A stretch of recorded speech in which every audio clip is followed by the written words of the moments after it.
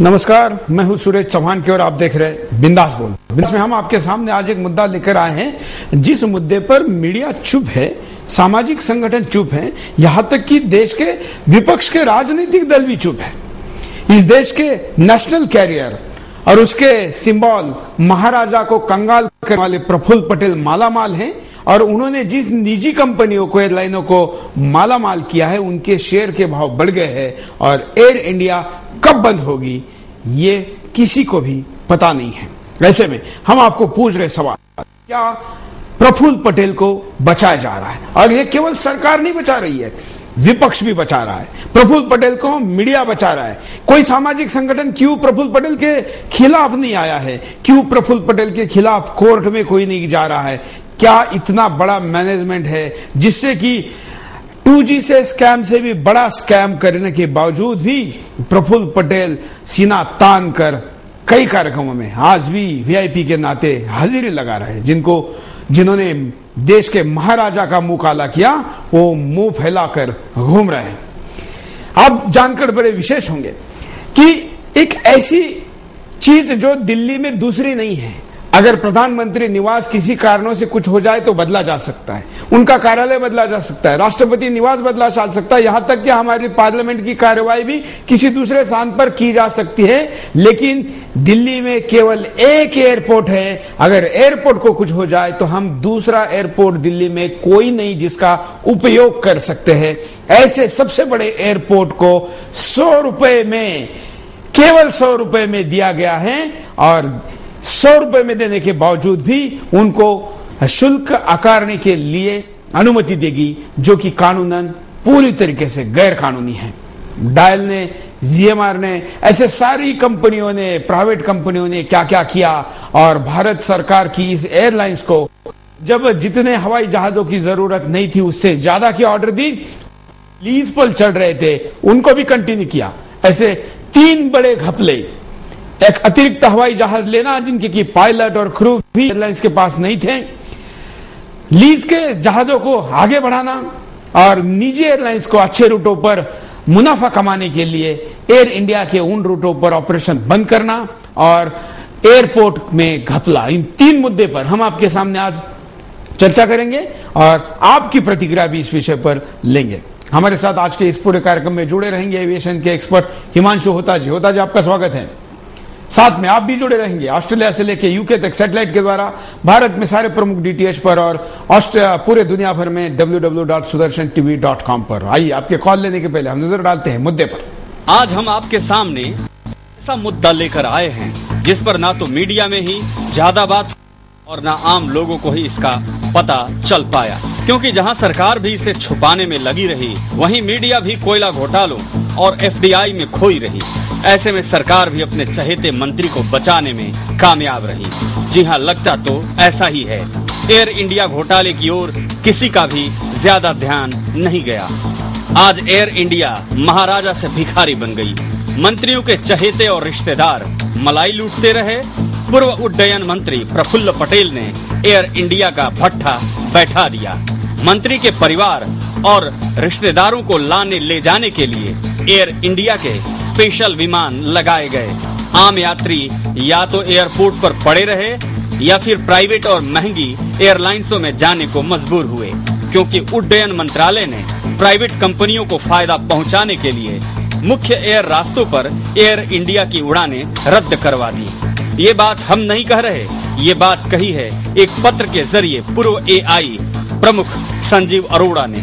जी हाँ, पूर्व AI प्रमुख ने 2005 में तत्कालीन कैबिनेट सचिव DK चतुर्वेदी को चिट्ठी लिखकर प्रफुल्ल पटेल के कारनामों का खुलासा किया था। अरोड़ा ने कहा कि पटेल ने AI की वित्तीय हालत खराब करने के लिए उन्हें और AI बोर्ड को मजबूर किया। ये चिट्ठी सामने आने के बाद लोकसभा में विपक्ष के 2 सांसदों ने CVC से आरोपों की जांच करने की सिफारिश भी की थी, मगर सरकार ने इन सांसदों की सिफारिश पर ध्यान तक नहीं दिया। इस चिट्ठी में प्रमुख आरोप हैं कि इंडियन एयरलाइंस को फायदे वाले रूटों पर जाने से रोका गया, जरूरत से ज्यादा जेट विमान खरीदे गए और साथ ही जेट निर्माण कंपनियों को फायदा पहुंचाया गया। ये सब बोर्ड मीटिंग के बहाने किया गया।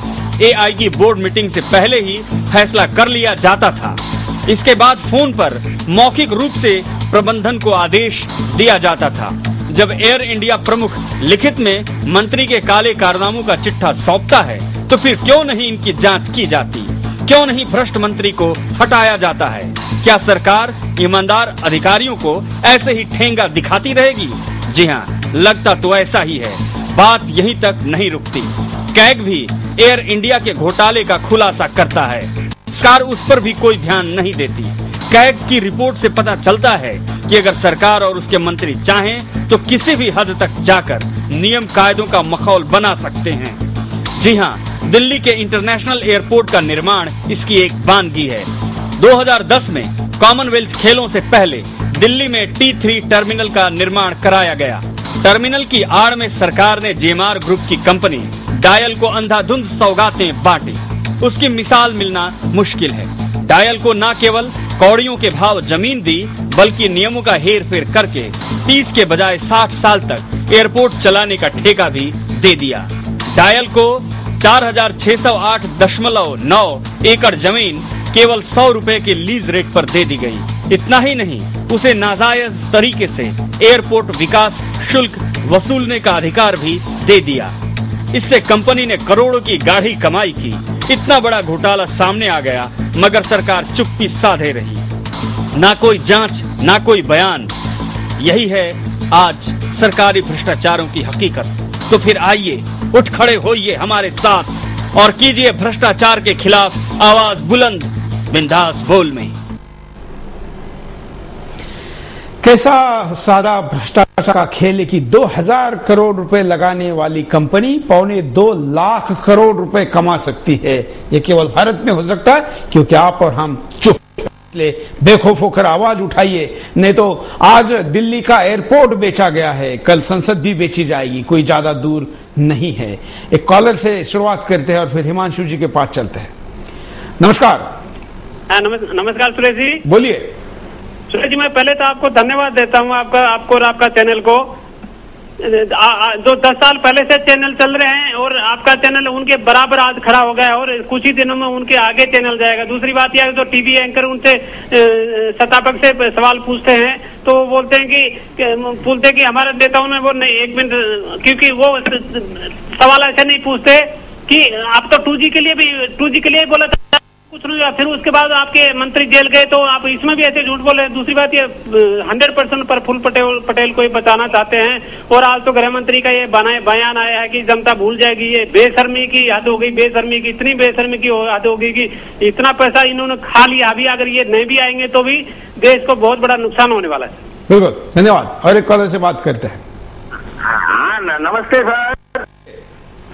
हाँ सर, मेरा कहना है कि ये देश में जो भ्रष्टाचार इतना हो गया है और उसको, हेलो, बोलते रहिए आप।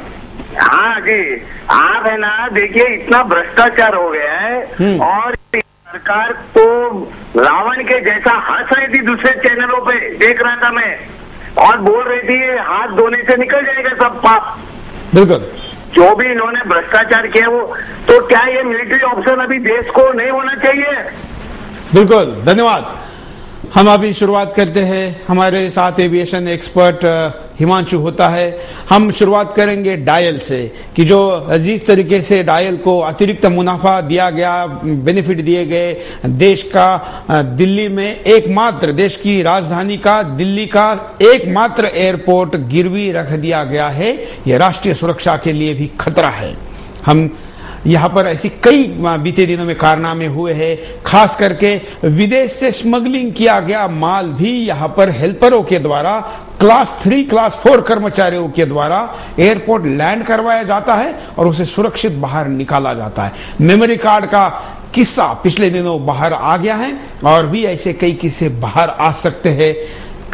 इनमें कई न्यूक्लियर इक्विपमेंट भी भारत में लाया जा सकता है और अगर ऐसा ही निजी हाथों में इतना संवेदनशील मुद्दा रहा तो कुछ भी हो सकता है। क्या है इसके पहलू, हम तीनों चीजों पर नजर डालेंगे, उसके बाद कारण, परिणाम और उपाय पर भी जाएंगे। हिमांशु जी, क्या इस डायल के डील के बारे में पूरा बताएंगे?